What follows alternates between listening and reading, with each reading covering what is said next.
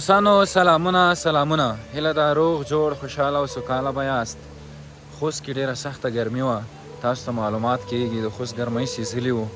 بس نو کابل ته راغلو او دا کوم ځای دی پاچا صاحب؟ تا ته معلومات کېږي؟ ما ته معلومات ډېر ښه کېږي. دغه پغمان دی که نه؟ پغمان دی. راغلي یو دومره سخت یخ دی، دومره ساړه دی. خوست کې ګرمۍ وسېزلو او دلته بیا د ساړه له وجې نه شتم کېدلی.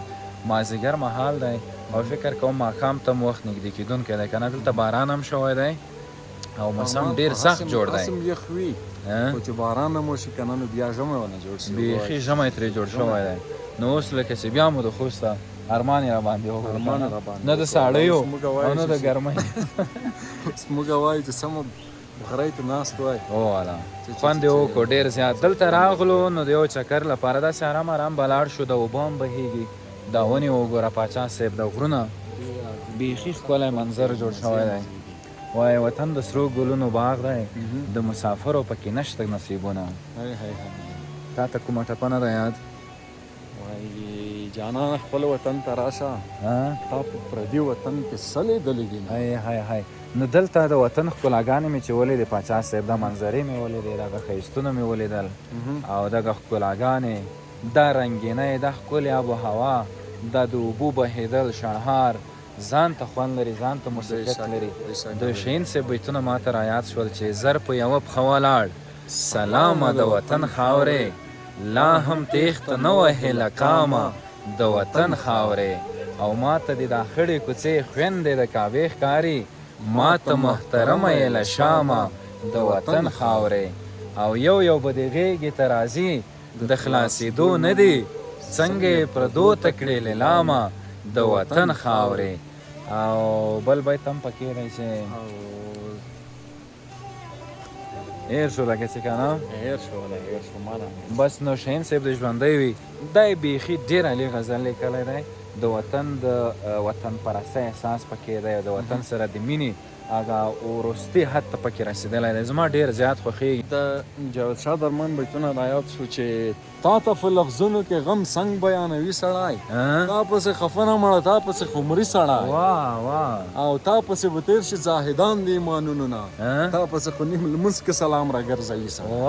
ډېر عالي. او تا پسې په غرونو کې مشکلې لارې سمانه، تا پسې کشیف پل صراط به هم وهي سړی، او تا پسې افسوس سوي ماتم در پسې فرض دی، تا پسې د خوب سله د زهرو ګلۍ خوري سړی. ډېر ښه، ډېر عالي. ستا د نوم الزام به یاره هم ابس فخر وي، ستا نامه په لاس نه مړه لیکي په تندي سړی.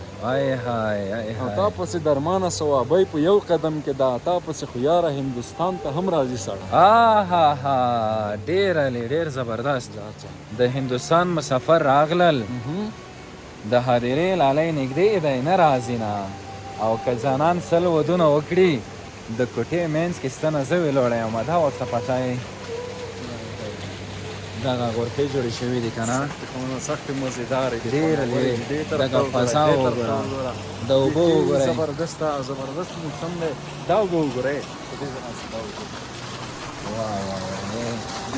یخې دي، دومره یخې دي زموږ را په خدای چې صبر کوه. اوه ډېرې یخې، ډېرې یخې. ډېر ښکلی موسم دی ملګرو.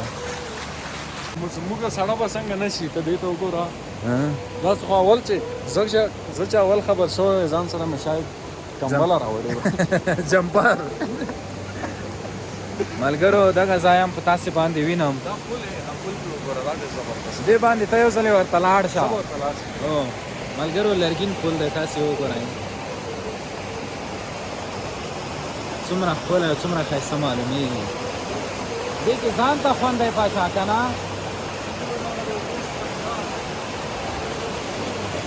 دا پل که د اوسپنې وای یا داسې د سیمټو نه جوړ شوی وای بیا به هېڅ مزه نه وای، بیا به هېڅ مزه نه وای. دا دومره زبردست و. لاندې اوبه وګوره. دلته به بیا هم راځو، خو نن یخ دی. یو داسې ګرم موسم کې به بیا راځو چې دلته ګرمي وي. هلته غرفو کې به ډوډۍ نوشو جانکو چای به خورو. ما ته د پغمان د سیند اوبه راوړه. چا ویلي اوس مه وروړو. وروړو یې؟ ډېر خوند یې وکړو ملګرو داسې به ارام ارام لاړ شو